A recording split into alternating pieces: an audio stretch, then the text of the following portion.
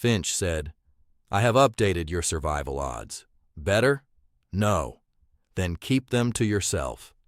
The arc shifted again. Walls unfolded. The floor carried her sideways into a vertical shaft. Gravity rotated. Alara fell upward, grabbed a handhold, missed, slammed into a curved surface, and slid into another chamber. This one held ships. Human ships. Not like the Sparrowhawk. Older, sleeker, built during the wild first centuries when humanity threw engines at physics until one of them apologized. They hung in racks along the chamber walls, 12 silver darts with black heat shields and manual cockpit frames. No network cores, no linked navigation, no remote overrides. A plaque above them glowed. Pilgrim Interceptors. Finch made a soft sound. "Captain, I see them. These designs are illegal under 6 modern safety treaties." Alara limped toward the nearest cockpit. "Good thing we're in a haunted alien lock outside normal jurisdiction." The command seed drifted ahead of her and sank into the Interceptor's console. The ship woke instantly. Its canopy opened. Alara climbed in, teeth clenched against the pain in her neck. Controls rose around her. Real switches, real levers, physical gauges. A machine built for a pilot whose hands might be shaking, whose screens might be dead, whose world might depend on instinct when computers failed. She understood then why the Ark had human passages. Not because humans built it, because humans had modified it. Cho and her mission had found an ancient prison and turned it into a fortress that only the unlinked, the stubborn, the dangerously individual could operate inside the hollow.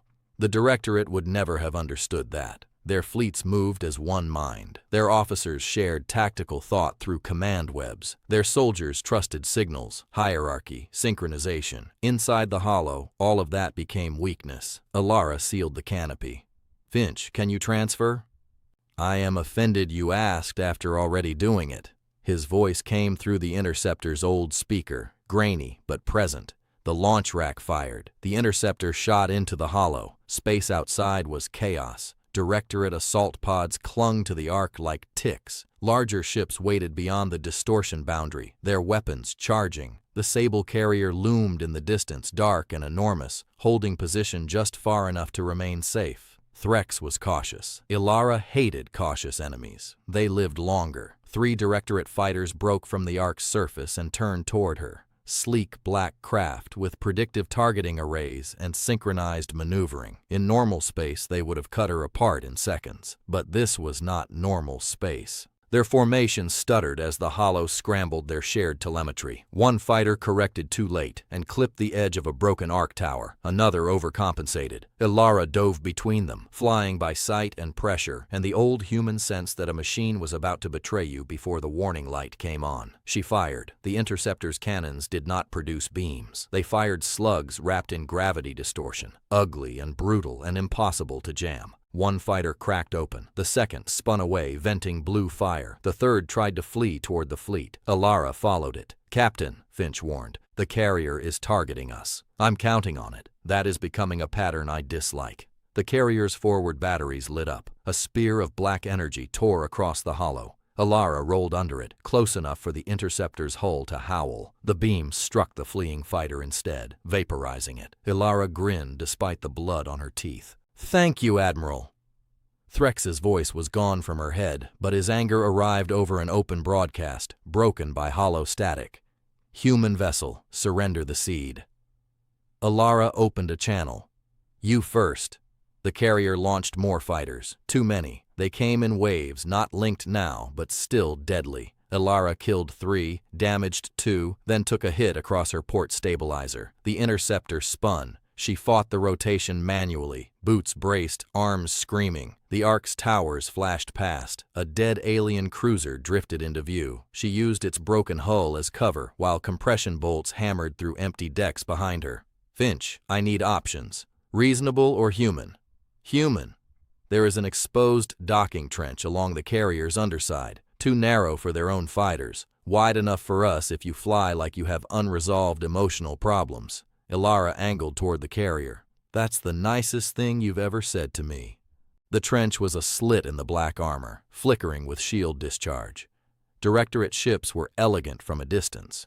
Up close, they were all arrogance and hidden vents. Ilara slammed the interceptor into the gap, scraping both wings. Sparks sprayed across the canopy. The pursuing fighters broke off, unable to follow. Inside the trench, shield conduits pulsed like veins. "Mark the primary emitter." "Marked!"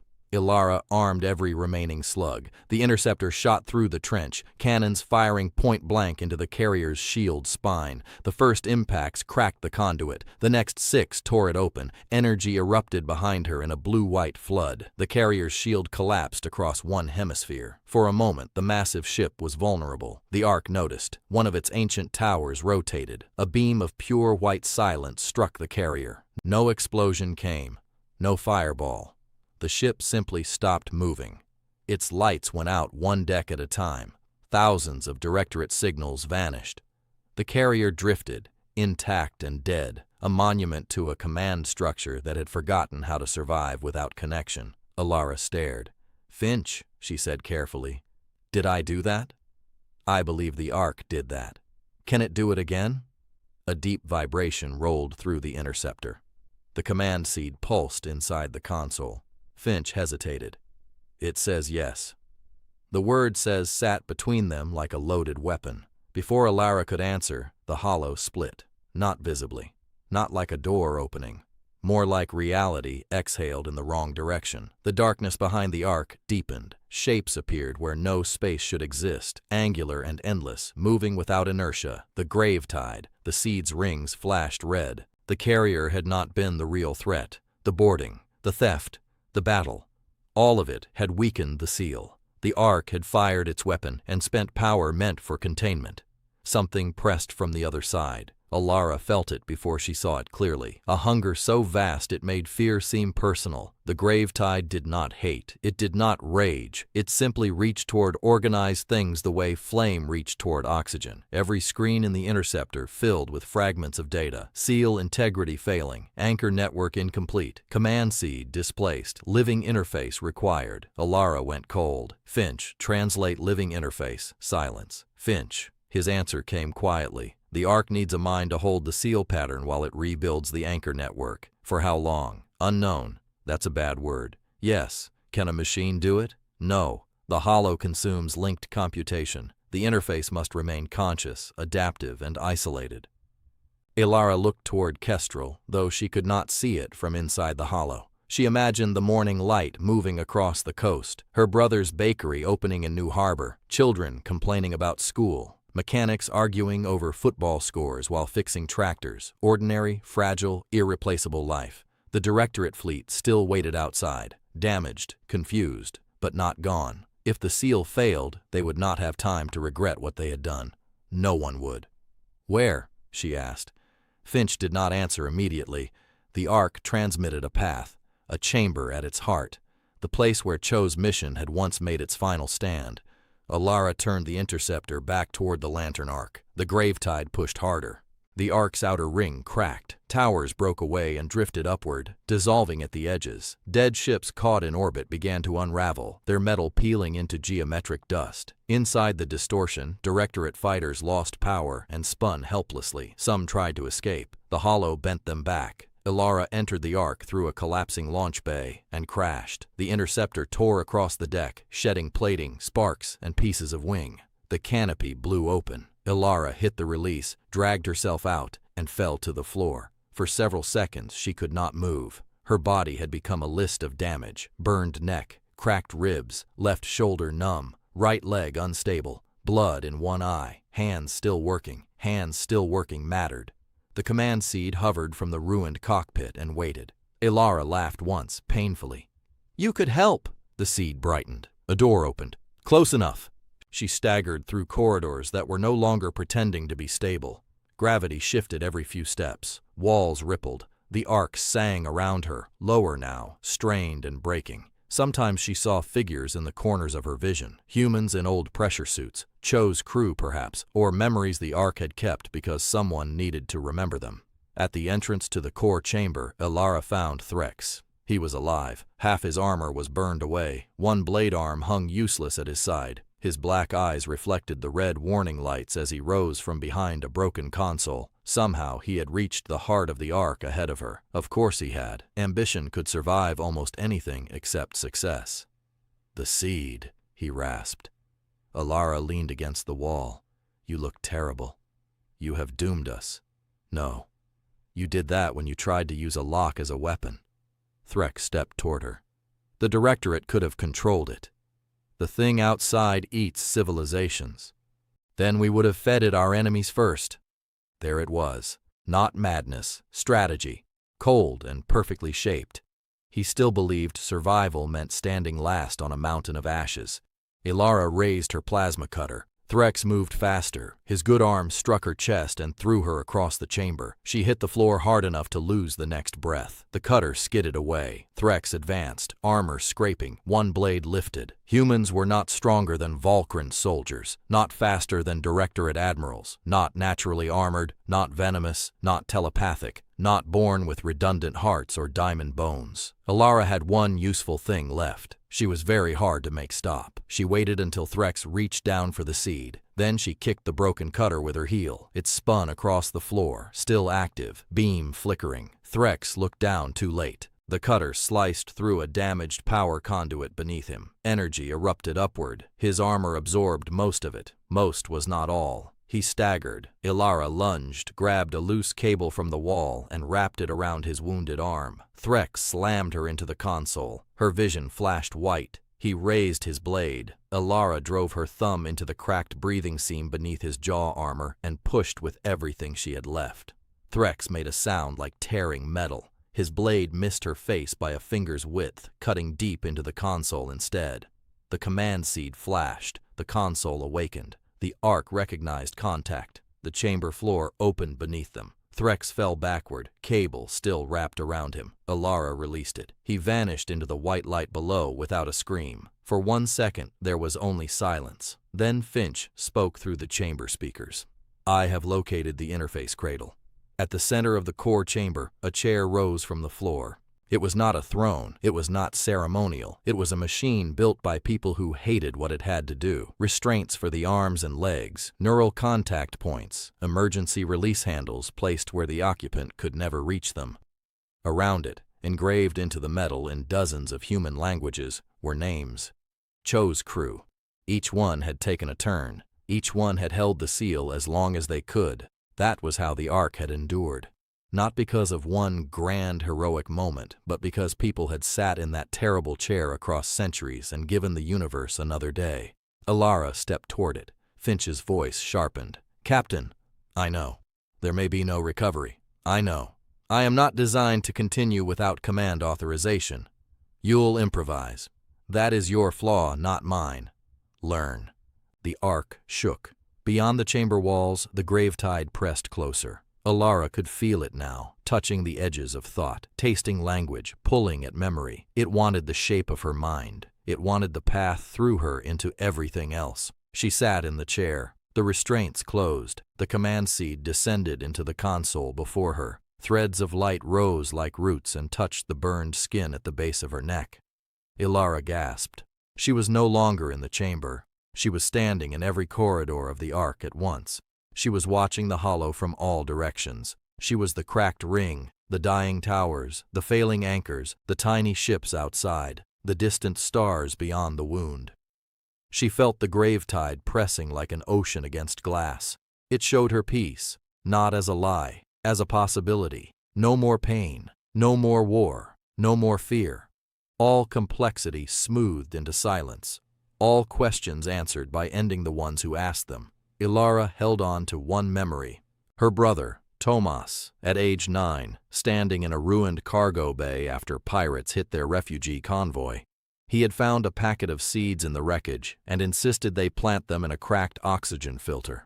Everyone told him nothing would grow there. 3 weeks later, a single green sprout pushed through gray dust. Humans were unreasonable like that. The gravetide pressed harder. Alara built the seal, not with equations alone. The Ark provided those, not with strength alone. She had little left. She built it with memory, contradiction, improvisation. She fed the Ark every stubborn pattern she had ever known. a child planting seeds in a machine, a pilot landing blind because the runway lights failed, a medic singing to keep patients awake, a colony rebuilding after storms, a species that kept making homes in places the universe had not approved. The anchors lit. One by one across the hollow, ancient nodes awakened. Some were inside dead ships, some were buried in folded space, some were held by the remnants of Cho's crew. Old imprints preserved in the ark, rising now like candles in the dark. The gravetide recoiled, then it struck. Ilara's mind nearly broke. She forgot her name for 3 seconds. Finch screamed it back at her through every speaker he could access. Ilara Venn, captain of the Sparrowhawk, born on Ceres Ring, licensed pilot, terrible at maintenance logs, owes me 17 deferred updates. She laughed inside the storm. The name returned. The seal tightened. Outside, the hollow blazed. The Directorate fleet saw it from the edge of forbidden space, a human-modified relic older than empires burning with impossible light, while a single damaged pilot held back the end of organized life. Their command webs failed. Their weapons went cold. Ships that had come to conquer Kestrel turned and fled, not in formation, not with orders, but in individual terror. Kestrel's defense grid recorded the flash minutes later. Every screen on the planet went white. Then, across civilian radios, military channels, emergency beacons, kitchen receivers, schoolroom speakers, and broken mining comms, a heartbeat began to transmit. Slow, human, alive. No one knew what it meant at first. Then the Sparrowhawk's registry code followed, repeated again and again by an automated voice that sounded annoyed enough to be familiar. "This is Auxiliary Intelligence Finch of the courier vessel Sparrowhawk. Captain Ilara Venn is unavailable. Message follows." There was a burst of static. Then Ilara's voice, thin and full of pain, recorded from the interface cradle.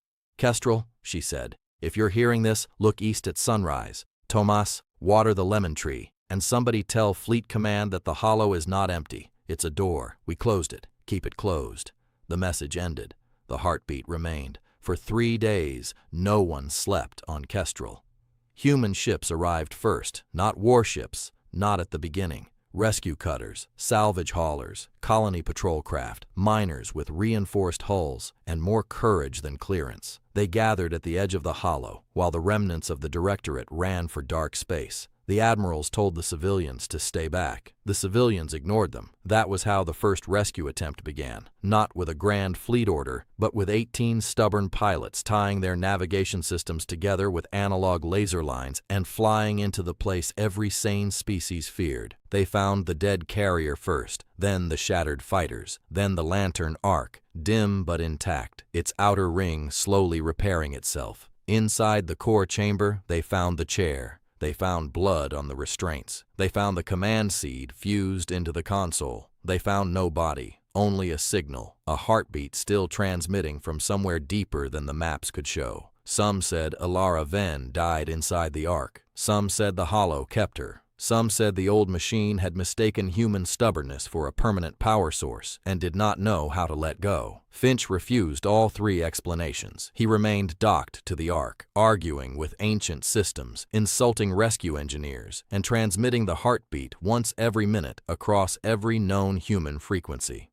When asked why, he gave the same answer each time. "Captain has not filed a death report." The war changed after that, not because humanity suddenly had the largest fleet. It did not. Not because humans were the oldest species. They were not. Not because they possessed the strongest bodies, the sharpest claws, or the cleanest technologies. They had none of those things. The war changed because the rest of the Spur learned what the Directorate had discovered too late. You could threaten a human world and they would fight. You could break their ships and they would fly wreckage. You could cut their networks and they would use line of sight. You could trap them in darkness, and they would bring memory. You could demand obedience, and they would turn your weapon into a warning. Kestrel did not burn, the hollow did not open, the gravetide did not pass into the stars. And in the years that followed, ships crossing near the silent wound would sometimes pause at the boundary and listen. Beneath the static, beneath the ancient distortion, beneath the low sleeping song of the Lantern Ark, there was still a heartbeat.